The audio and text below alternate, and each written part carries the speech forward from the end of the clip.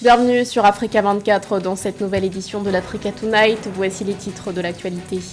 Le 64e anniversaire de l'indépendance du Sénégal. Pour l'occasion, une cérémonie de levée des couleurs s'est tenue ce jeudi au palais présidentiel. Un anniversaire célébré cette année en toute sobriété. Nouveau report des élections législatives et régionales au Togo. Alors que le scrutin était prévu ce 20 avril, la présidence a annoncé ce mercredi un léger réaménagement de calendrier, sans pour autant donner de nouvelles dates. Et puis le Zimbabwe en état de catastrophe nationale. Le pays subit de plein fouet les conséquences d'El Niño, un phénomène météorologique qui a provoqué une sécheresse dévastatrice en Afrique australe. Mais tout d'abord, célébration ce 4 avril de la fête de l'indépendance au Sénégal. À l'occasion de ce 64e anniversaire, une cérémonie de levée des couleurs était organisée au palais présidentiel. Une cérémonie présidée par le chef de l'État, Bassirou Diomaye Faye, qui, rappelons-le, a donné un discours à la nation la veille. L'occasion pour le nouveau dirigeant sénégalais de dévoiler les grandes lignes de sa politique. Une réforme du système électoral et de la justice a par exemple été annoncée. Notons par ailleurs que les célébrations ont été placées sous le signe de la sobriété. Cette année, le traditionnel défilé militaire a été annulé. Revenons en images sur cette cérémonie.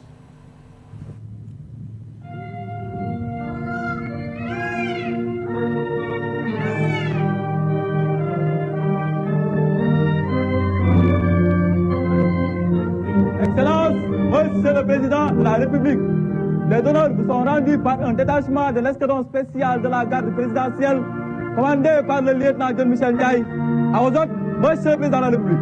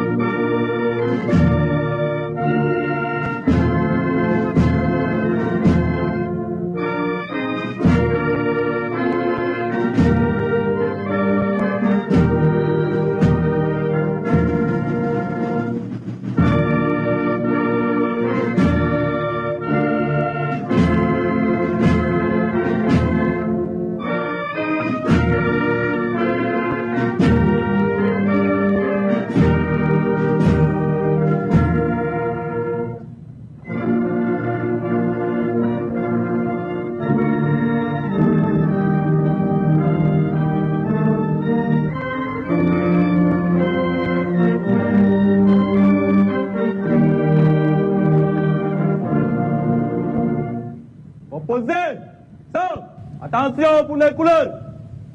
Envoyez.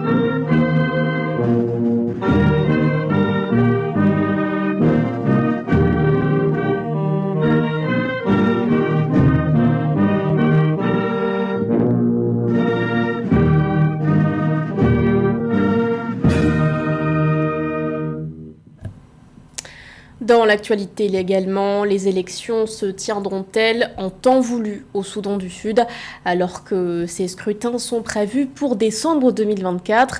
L'incertitude grandit au sein des instances internationales. Face aux parlementaires ce mercredi, le président Salva Kiir leur a demandé de mettre tout en œuvre pour mener le pays sur la voie des élections, mais beaucoup d'obstacles demeurent. En décembre dernier, Nicolas Haysom, représentant spécial de l'ONU pour le Soudan du Sud, avait déploré un retard de 15 mois dans la rédaction de la Constitution. Autre problématique mise en avant, le processus d'unification des forces de sécurité qui pour l'heure reste inachevé. Les élections législatives et régionales sont une nouvelle fois reportées au Togo. La présidence a annoncé ce 3 avril un léger réaménagement de calendrier sans donner de nouvelles dates. Un report qui découle de la demande du chef de l'État relative à une deuxième lecture de la loi de révision constitutionnelle. Un texte vivement décrié par l'opposition et la société civile. Mildred Diamou. Alors que la campagne pour les élections législatives et régionales du 20 avril 2024 au Togo devrait démarrer le 4 avril 2024, le président Faure Gnassingbé a annoncé un nouveau report du double scrutin. Selon un communiqué de la présidence rendu public le 3 avril 2024, les élections législatives et régionales initialement prévues le 13 avril, puis reportées au 20 avril 2024, se tiendront à une date qui n'est pas encore précisée. Le gouvernement évoque la nécessité de mener des consultations avec toutes les parties prenantes en vue d'enrichir la nouvelle constitution adoptée à la majorité par le Parlement le 25 mars 2024. Le président de la République, attentif à l'intérêt manifesté par les populations à l'endroit de cette importante réforme et dans un esprit d'ouverture et de dialogue constructif, encourage les députés à rester à l'écoute de tous les acteurs concernés en vue de tenir compte de toutes les contributions tendant à enrichir notre Constitution. Au Togo, la nouvelle constitution, qui instaure notamment un régime parlementaire, suscite de vives contestations. Des membres de l'opposition et de la société civile dénoncent des manœuvres du chef d'État pour se maintenir au pouvoir à l'approche de l'élection présidentielle prévue en 2025 dans le pays. Des appels à manifestation se multiplient pour empêcher la promulgation de la nouvelle constitution. Le 29 mars 2024, le président Faure Gnassingbé a demandé une deuxième lecture du texte par l'Assemblée nationale actuellement en fin de mandat. Les Togolais ne sont jamais sortis aussi massivement. Et aujourd'hui, il a son destin en main. C'est à lui de décider. C'est au peuple de décider. Nous sommes seulement des intermédiaires. Il appartient au peuple de décider. Il a la force aujourd'hui et la souveraineté est en train de revenir entre ses mains. Ça prendra le temps que ça prendra, mais il faut qu'ils acceptent à nos exigences ou alors qu'ils partent. Selon le gouvernement togolais, ce nouveau report des élections vise à ouvrir de nouvelles délibérations nationales sur la réforme constitutionnelle. Les religieux exhortent le chef de l'État à retarder la promulgation de la nouvelle constitution et à engager plutôt un dialogue politique inclusif. Pour sa part, l'Assemblée nationale a souhaité disposer de quelques jours pour engager de larges consultations avec tous les acteurs. L'actualité, c'est aussi l'inculpation en Afrique du Sud de l'ancienne présidente de l'Assemblée nationale. Nosiviwe Mapisan-Kakula a été inculpée ce jeudi pour corruption et blanchiment d'argent. La veille, elle avait présenté sa démission. Celle qui est aussi membre du Congrès national africain est accusée d'avoir touché des pots de vin alors qu'elle était ministre de la Défense. Un véritable coup dur pour le parti au pouvoir à un mois des élections générales. Un scrutin prévu le 29 mai prochain. Après le Malawi et la Zambie, le Zimbabwe déclare à son tour l'état de catastrophe nationale. Les chiffres présentés par le président Emmerson Mnangagwa sont alarmants. Selon lui, plus de 80% du pays a reçu des précipitations inférieures à la normale. Une sécheresse dévastatrice liée au phénomène météorologique El Niño. Les précisions de Nathalie Mo. La mesure de l'impact du phénomène météorologique El Niño sur la sécurité alimentaire a été prise par le gouvernement zimbabwéen. Le 3 avril 2024, le président du Zimbabwe, Emmerson Mnangagwa, a déclaré l'état de catastrophe nationale en raison de la sécheresse. Le Zimbabwe est le troisième pays d'Afrique australe à déclarer l'état de catastrophe naturelle après le Malawi et la Zambie. J'invoque maintenant l'article 27, paragraphe 1, de la loi sur la protection civile qui dispose: s'il apparaît une catastrophe d'une telle nature et d'une telle ampleur, des mesures extraordinaires sont nécessaires pour assister et protéger les personnes touchées ou susceptibles d'être touchées par la catastrophe dans n'importe quelle région du pays. La présidence peut, de la manière qu'elle estime appropriée, déclarer qu'à compter d'une date qu'elle fixe, l'état de catastrophe existe dans une ou plusieurs zones.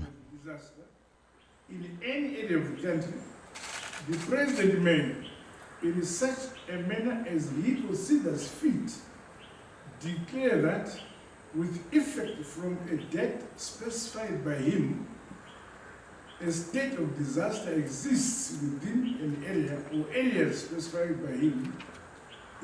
Plus de 60% des 15 millions d'habitants du Zimbabwe vivent dans des zones rurales et cultivent la nourriture qu'ils consomment. Selon le président Mnangagwa, le réapprovisionnement des réserves alimentaires en 2024 devrait être faible. Par ailleurs, les récoltes de céréales ne pourraient nourrir que près de 50% de la population zimbabwéenne. Notre nation est confrontée à un déficit céréalier alimentaire de près de 680 000 tonnes métriques.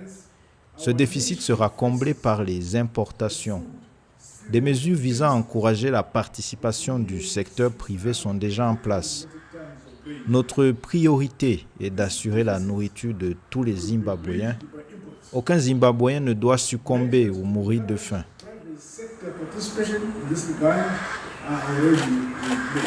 Au Zimbabwe, 80% des bassins de production agricole ont été arrosés par des précipitations inférieures à la moyenne entre la mi-novembre 2023 et février 2024. Dans le pays, 20% de la population devrait souffrir d'insécurité alimentaire en raison de la sécheresse.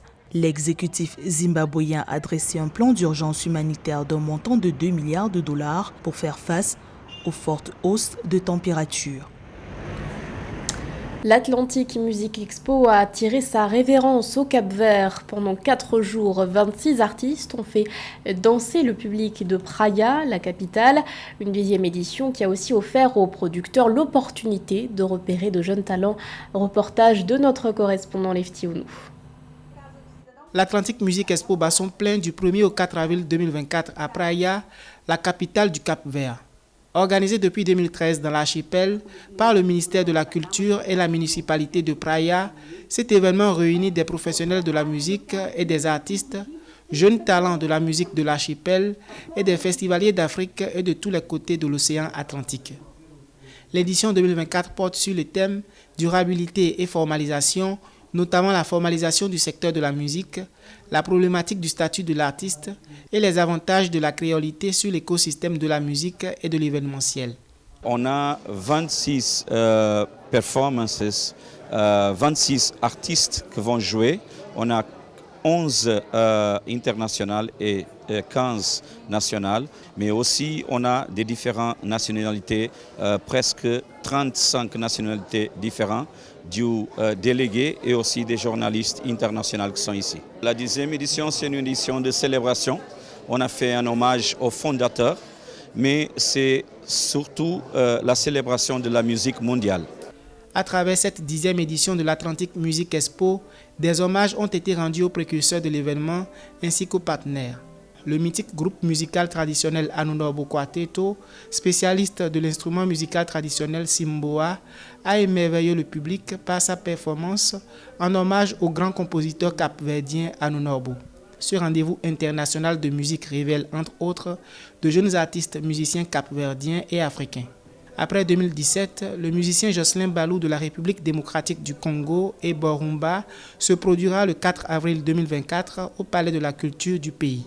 On va les renvoyer dans le fief de la rumba congolaise des années 40 aux années 70. Donc c'est un voyage qu'on va proposer au peuple capverdien et à tout le peuple qui vont nous suivre. Au programme, l'Atlantic Music Expo offre des scènes de musique urbaine, des DJ sets, des rencontres individuelles, un marché de rue en soirée, des conférences et ateliers pratiques entre autres. De nombreux artistes musiciens se succéderont sur les scènes du festival avec une variété de styles musicaux dont la world music et les genres musicaux capverdiens. Près de 150 000 € ont été mobilisés dans le cadre de la mise en œuvre de l'édition 2024 de l'Atlantic Music Expo. En mode sport à présent avec la Coupe d'Afrique des Nations de futsal qui s'ouvre la semaine prochaine au Maroc. Une compétition aux enjeux importants pour le pays hôte qui ambitionne de conserver son titre de champion. Un sacre déjà remporté à 2 reprises en 2016 et 2020. La sélection est logée dans le groupe A aux côtés de l'Angola, du Ghana et de la Zambie. Le point avec Mamadou Kane. Après avoir longtemps été dans l'ombre de l'Égypte durant les débuts du futsal en Afrique en 1996, l'équipe nationale du Maroc s'impose désormais comme une puissance assurée de ce sport sur le continent. Pour sa 6e participation à la Coupe d'Afrique du futsal, le royaume chérifien s'attend à conserver son titre de champion pour la 3e fois d'affilée. Vainqueurs en 2016 et en 2020, les Lions de l'Atlas sont intraitables sur le continent depuis leur premier sacre. Avec seulement une seule défaite concédée sur 10 matchs disputés en CAN, le rêve d'un 3e titre consécutif habite les esprits, surtout à domicile. Les Lions de l'Atlas ont l'occasion de s'imposer lors de cette CAN, en particulier parce qu'ils ont l'avantage du terrain et du public. Ils ont toutes les chances de leur côté pour remporter le titre continental pour la 3e fois. La position actuelle de l'équipe nationale de futsal n'est pas le fruit du hasard, mais d'importants efforts de la Fédération royale marocaine de football, des cadres techniques nationaux ainsi que des joueurs. 8e nation mondiale et première nation au niveau africain, le Maroc sera attendu à domicile pour s'imposer. L'équipe marocaine est logée dans le groupe A avec l'Angola, le Ghana et la Zambie. Pour bien préparer la compétition, les Lions de l'Atlas ont disputé plusieurs matchs amicaux depuis septembre 2023, dont 2 victoires face à l'Argentine, 7-0, et le Danemark, 8-1, et une face à l'Irak le jeudi 14 mars 2024 sur le score de 5-1. Cette évolution du Maroc dans le Gotha du futsal mondial est confirmée par la victoire ce 31 mars 2024 de son équipe B au tournoi de Vietnam. L'Angola était médaillé de bronze en 2020. Le Ghana était 2e dans la première édition qui a eu lieu en 1996. 3e participation de la Zambie à la CAN Futsal. Et elle sera dans le groupe A avec le Maroc, l'Angola et le Ghana. Afin de défendre les couleurs du Maroc à la CAN de futsal 2024, le sélectionneur Hicham Guick a fait appel à 16 joueurs dont 2 réservistes, Hamza Maimoun et Reda Khiari. Parmi les convoqués figure Soufiane El Mesrar, capitaine, meilleur joueur et buteur de l'équipe marocaine. Il fait partie des 11 joueurs ayant déjà été sacrés champions d'Afrique au moins une fois, en plus du projet de remporter un 3e trophée. Leur présence aux côtés des jeunes joueurs sélectionnés vise sans aucun doute à préparer la relève. C'était le journal de la rédaction. Merci de l'avoir suivi. L'actualité continue sur Africa 24.